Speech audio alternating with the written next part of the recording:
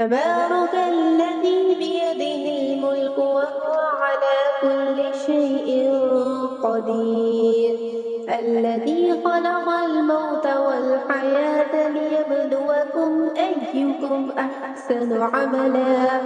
وهو العزيز الغفور الذي خلق 7 سماوات طباقا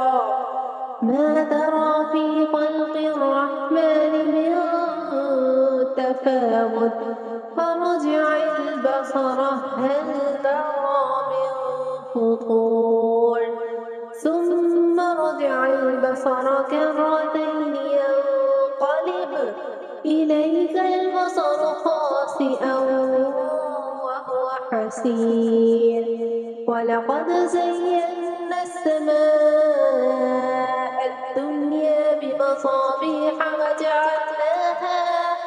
وجعلناها رجوما للشياطين وأعتدنا لهم عذاب السعير.